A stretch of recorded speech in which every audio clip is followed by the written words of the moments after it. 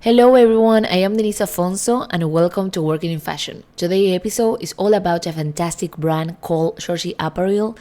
She makes costume swimwear that is sustainable and fit every body type. I am excited to introduce you to Jorgina, the founder of this amazing brand. Jorgina is passionate about making people feel good in their swimwear. Her brand is all about feeling confident and comfortable no matter your size or shape. So let's hear from Jorgina herself about how she started Jorgie Apparel and why it's so special. I am Argentinian living in the beautiful Vancouver, Canada. I have worked 8 years in the fashion industry as a digital pattern maker and fashion designer. Every week, I will bring an episode to share my experiences as a pattern maker, and I will have an amazing guest who will share their experiences. The purpose of this podcast is to inspire, learn, and show you the insight of the fashion industry. I am Denise Afonso, and you are listening to Working in Fashion. Hi, Jorgina. Welcome to Working in Fashion. Hi, thanks for having me. Thank you so much. Well, Jorgie, I meet you for ex-coworker in the fashion industry. She talked me about you, about your fashion brand, and then we started to talk. And I think that you are doing an amazing business, right? And even the idea, like for everyone, if you don't know who is Jorgina, Jorgina is the owner of Jorgie. She make like costume swimsuits, and maybe Jorgie, you want to present yourself for everyone who is listening our podcast? Sure. So I'm born and raised in Vancouver, and I'm a self-taught sewist, and my passion is in swimwear, and everything that I make is custom, and a big portion of our fabrics available are recycled material. So that's really exciting. And yeah, I love what I do, and I'm excited to be here and talk about it more. Oh, thank you, Jorgina. Okay, Jorgie, how did you decide to start your business? You study fashion design, you were working in the fashion. How this idea start? I just did business school, so I have a business diploma, and there was it kind of started the sewing journey around the time where crop tops became a big thing, and I had a very big chest, and I couldn't fit a lot of the crop tops, so I was like, So I borrowed my mom's old sewing machine, and I made myself some crop tops out of stretchy material. Wow. And there were so many people that I knew that were seamstresses for a long time, and they were like, "Oh my God, you made that out of stretchy material? Like, it's so hard to sew with stretchy material." And I was like, "Oh, like I just followed some YouTube tutorials and I figured it out." And so that kind of gave me a boost of confidence in what else can I do with stretchy material. So I was thinking, why not try swimwear? And I made myself a bikini for Mexico, and it was the best suit that I've ever had. Like, now, obviously, my skills have gotten a lot better, and I make amazing suits for myself now, but just that initial one was like, wow, look what I can do. Like, I can make a bikini of my favorite color and the exact shape and size and fit. And from there, I just kept making bikinis, and people started to notice and asked me where my bikinis were from. And I said, well, I made them. And they're like, well, can you make me one? And I was like, I don't know. I can only make them for me. So my cousin was kind of the first tester to see if my skills could make a suit for another person. And that went really well, and she loved it. And then my coworkers started buying them because they were all flight attendants at the time. Yeah. So we had lots of hot layovers, so everyone's really into swimwear. And yeah, that kind of first year, that was 2019. That whole year I was just doing kind of like just as a hobby. Like, if somebody asked me about it, I'd be like, yeah, sure, I can make you one, and just price it out on material. And then eventually I was like, oh, I'm getting so many that it feels like I'm getting overwhelmed and disorganized. So I should create a brand and some structure to receive orders. So I just started brainstorming names. There was a bunch. And I finally decided to name it after my grandmother, Jorgie. I've never gone actually by Jorgie. It was like my grandma's thing, and she had a macrame store and did lots of arts and crafts and taught arts and crafts classes in Vancouver. So it just made sense to name it after her and in her memory and her honor. Oh, And nice. the peach came from a coworker that I had, and she was kind of teasing me with my name, and she kept calling me Georgia Peach. And then I was like, oh, that's so cute together. Why don't I make that my logo? And then my brother-in-law designed the peach logo with a friend of mine, and then here we have it. I love it. Oh. Even like I was thinking that Jorgie was like something for Jorgina, like for your name, right? Well, her name was Jorgina as well. I was named after her. But my nickname is Gina, and her nickname is Jorgie. Like that's how we like. Oh wow. Yeah. Even I love the logo, right? Because I Yeah. don't know, like I was thinking like in a bat, in a booty. Yeah. I know it's just so perfect. It looks like a little booty. Yes, Yeah. I was thinking about that. And you know what, Jorgie is like amazing because usually the people who start to study fashion design, they don't have the business side. And maybe in your case, like you study business and then you get into about swimsuits, and it's amazing that you find a problem like I don't find crop tops that fit me. Okay, I will do it. And this is the most powerful things, like to make your own clothes. And I think that is amazing when you try it and you say, oh my gosh, I did it. And Yeah. it's very And well. I love that feeling too when you make something you're really proud of and you go out into the world and people ask you about it, like, oh, I love your top, where'd you get it? I just had this happen on Tuesday. I made myself a sports bra, and this girl in the change room was like, oh my god, I love your sports bra, where'd you get it? And I'm like, oh well, I made it. Follow Jorgie Apparel. I love it. Yes, Yeah. even like I love to make my own clothes, and I used to sell my PDF patterns. And Oh, yeah. it's like I love when you make your own clothes and someone asks you and you say, "Yes, I made myself." Yeah, and with the patterns too, you can empower other people to. I know. I think that for that reason, maybe I am a pattern maker because, like, I love to help in that way. I think, but and you know what, Tracy? I don't know what you think, but in Argentina, I remember like I got like even now I think that I get frustrated when I go to buy a swimsuit.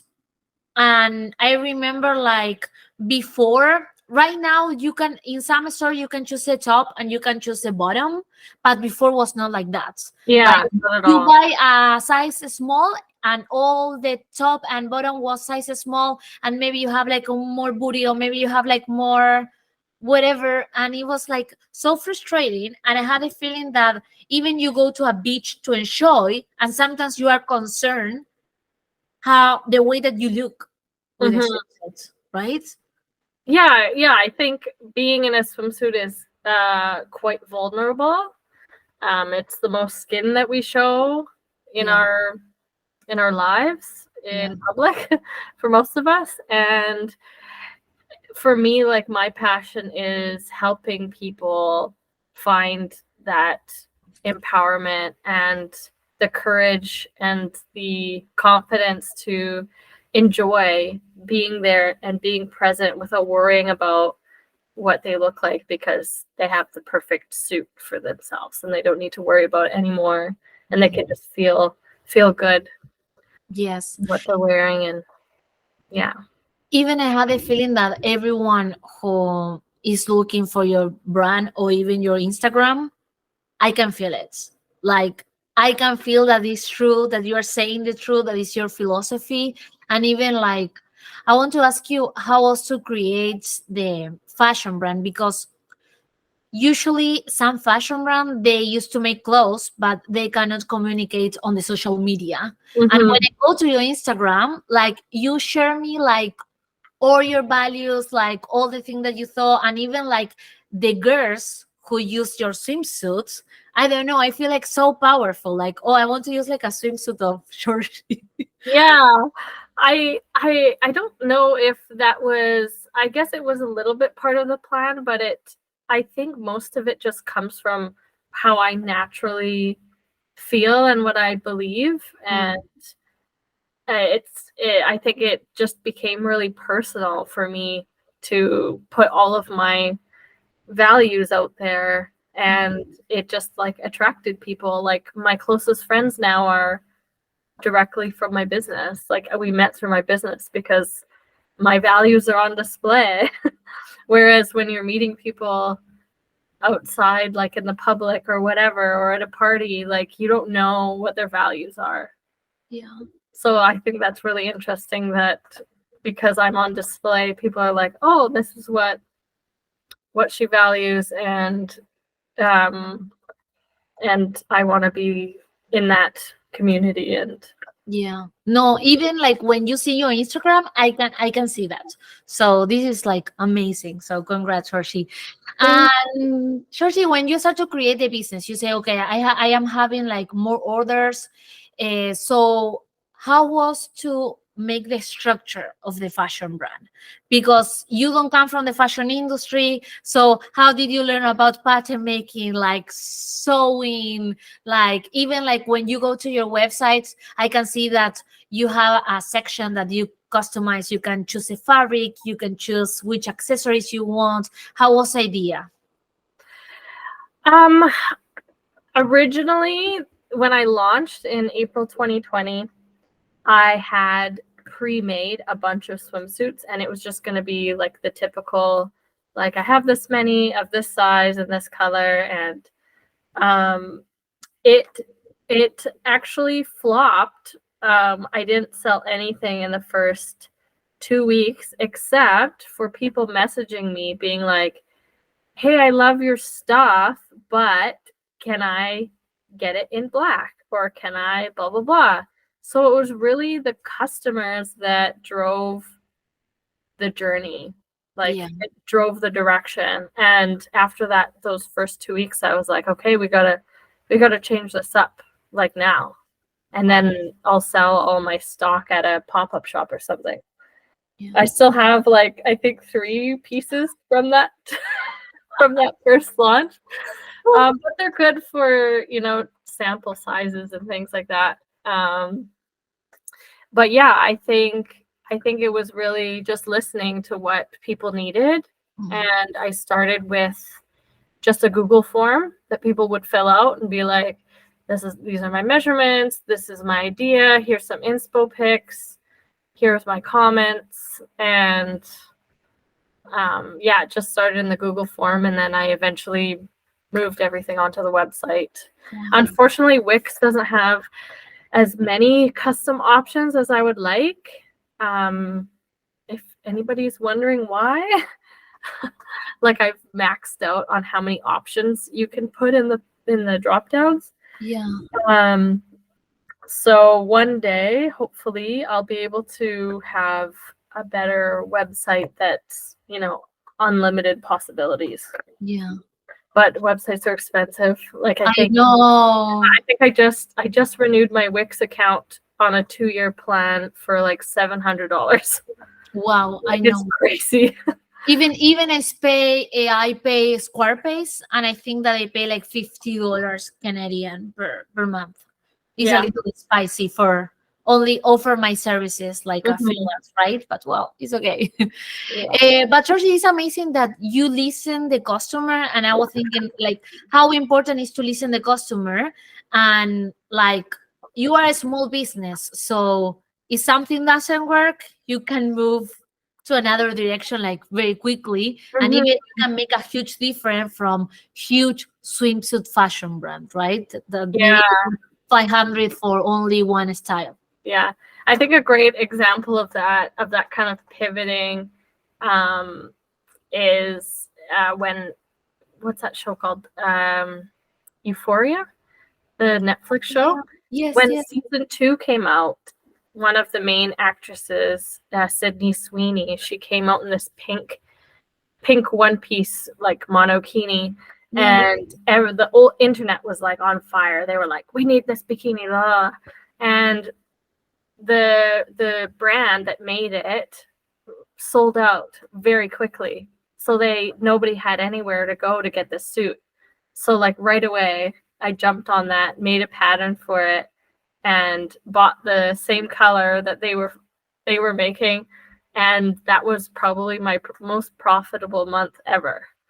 Wow. Just this one style, same color, like, and it This was is amazing. international. Like I had orders all over. Like I had one in, I think Dubai.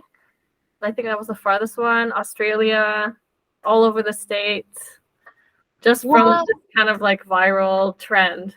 So, if I had been a bigger company, I wouldn't have been able to, pull all of that stuff together that fast. Yeah. Wow, Shoshi, it's like amazing. And even like when you create this pattern, like you offer on TikTok, Instagram, or you pay like an advertisement for. I haven't done paid advertisements since I did a big video production last May, and I put a lot of money into that. So that was a professionally shot video of me talking about my brand and So I filming watched a bit. And that I put money behind to push out, and that went really well. I just last year was quite rough, I think, economically for everybody, with the rising costs of living and the film industry being out. And yeah, so yeah, it's mostly just organic, word of mouth. Lots of people are just like, "Hey, here's my friend. She saw me in my bikini and she loves it and she needs one." Or my mom wants one. She's going on vacation and I have mine and I love it, so I told my mom to get one. Like there's some of that too. Wow. So yeah, or I've even done gifts like, oh, I want to get my friend your bikini for her birthday. And these are her measurements, or this is the style, and I want to surprise her with the colors and the style or something. So Wow. yeah. It's great, Shoshi. And even like I had a feeling that the most important thing is like the customer who come back again and again, right? Mm-hmm. Yeah. Having that loyal customer base is just a dream. Yeah. Like some of them I can't even believe when they come back for their 10th suit, and I'm like, wow, this is amazing. I would have never thought that for the past 4 years this person would come to me every 3 months or 4 months to get a new suit. Wow. Okay, Yeah. great. It's amazing. Yeah. And Georgie, for example, you made before all your patterns, or you take all the measurement of the customer and you create the pattern only especially for this customer?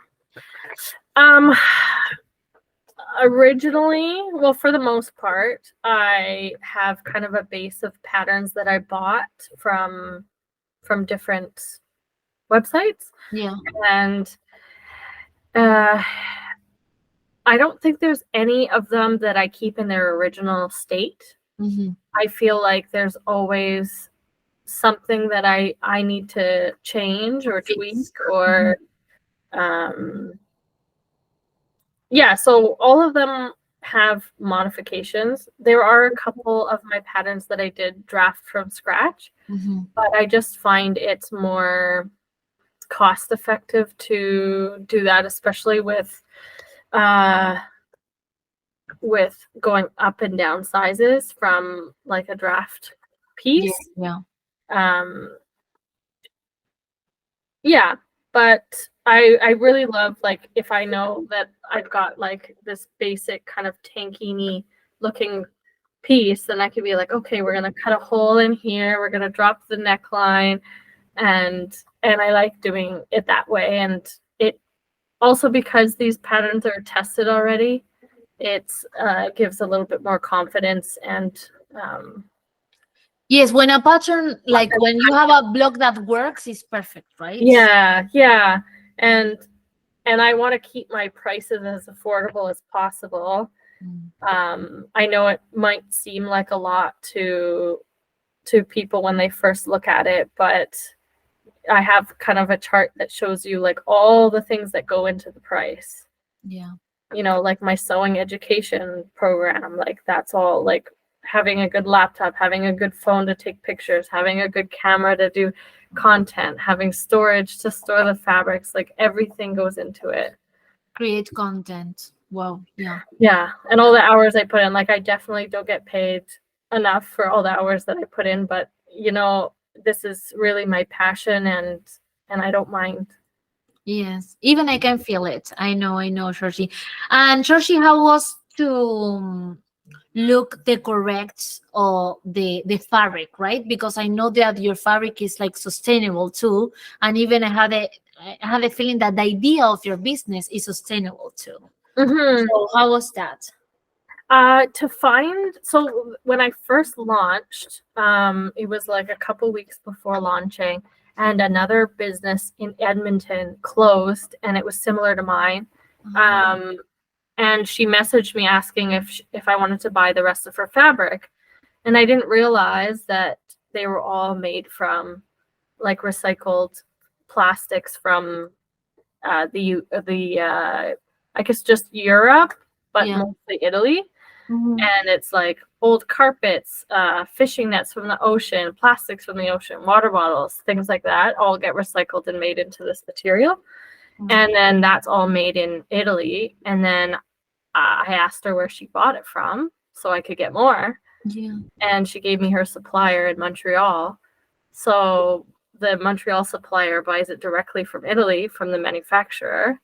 And the only kind of sad part about all of that is that they only make solids, like only solid colors. So if I want any prints or like I don't know, there's so many like amazing fabrics when you go to like a good fabric store and you're like, oh, I love this, but I wish it was made from a sustainable material. So I've kind of had to try and find a balance there with, you know, the really cool stuff that I can't get made in recycled material because I don't have $1 million to produce a new product. Yeah. Well, but even Georgie, maybe you have to try it. Like you have to maybe create your own print because even if you say, okay, Denise, the fabric is not recycled, at the same time, your process is very sustainable, right? Yeah. Because you are not creating and cutting like 500 of swimsuit that maybe you only sell like 70% and then you have like a dead stock. Yeah, there. exactly. Yeah, because it's made to order, that's economical as well. And also all the scraps that I get, like nothing goes in the garbage. Like I have a bin right in front of me that's all the I have some here too. All the little scraps from sewing. Yeah. All of this I collect it until my bin gets full, and then I post it to see if anybody's needing to replace the stuffing in their punching bag, which has happened the last 2 times, or making a pet bed or something like that. Wow. Okay. So I think I'm gonna make a pet bed actually with these next ones now that I have a dog. So yeah, anything that I can do to, you know, have less garbage, less waste is, you know, it's what I can do as a small business. Yeah. And I do everything that I can. Georgie, what is the thing that you most enjoying to do it in your fashion brand? And what was the most challenging thing? So like the thing I like the most, Yeah. I think having creative photo shoots and getting lots of creative people together and executing a photo shoot is really, really rewarding for me. I get kind of this like high from it. It's awesome. And the most challenging,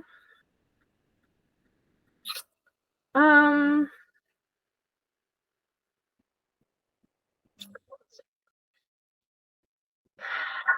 I want to say, I want to, I want to say something more interesting, but honestly, it's like the taxes and the accounting and the bookkeeping for me.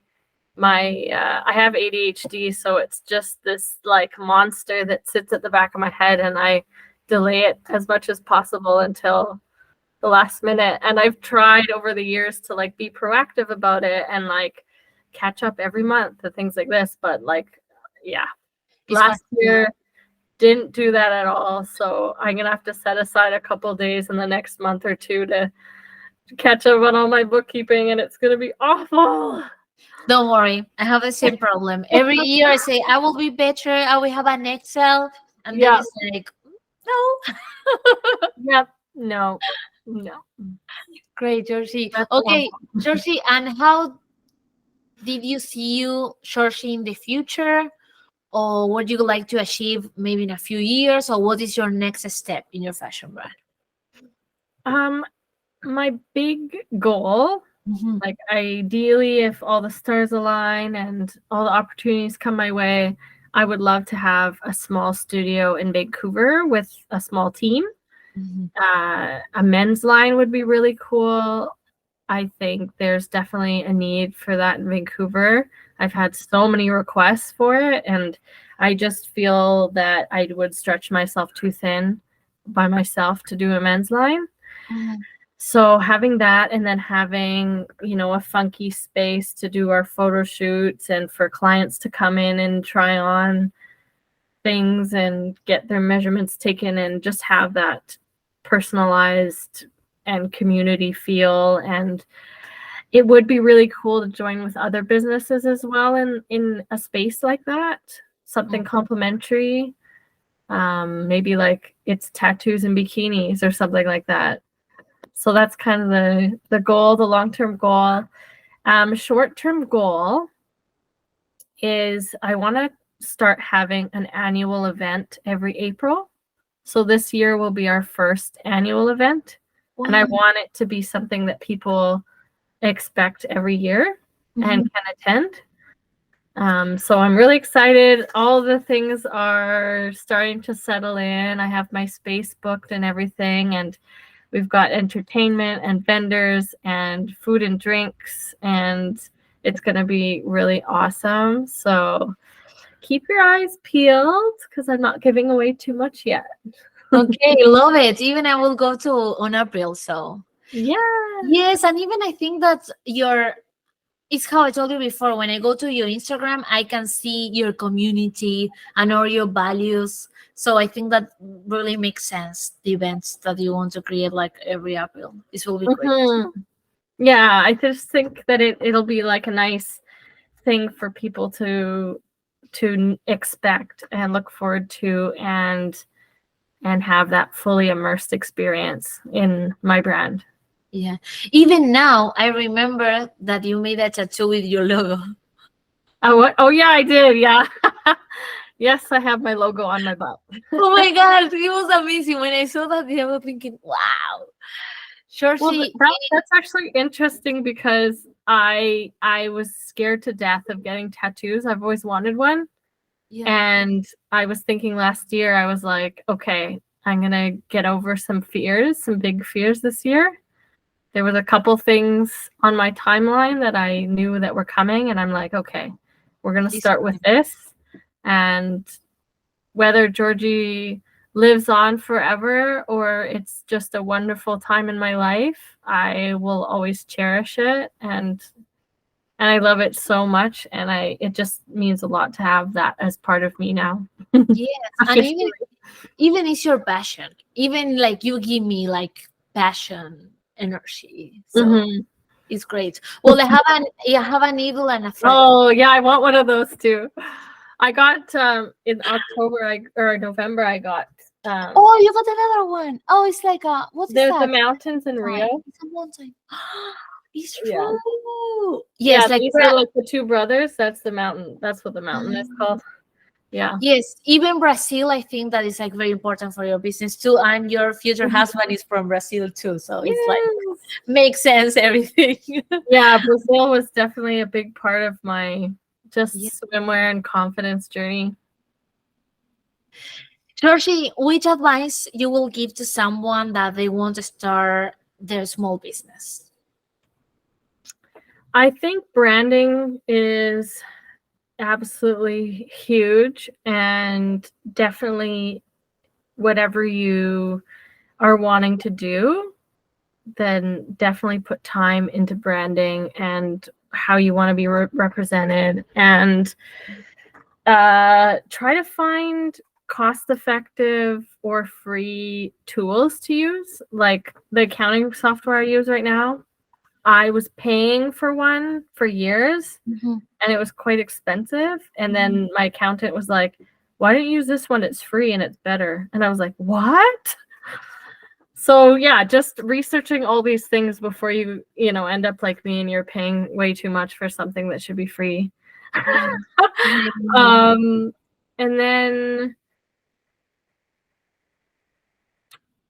then remembering that if you're putting yourself into something, that even though there's competition, it'll be unique because it's you that's doing it. And Yes. people will there's always going to be people and room in the market for everyone. Yeah. Yes, even when I see your fashion brand is 100% Jorgina. So Yeah.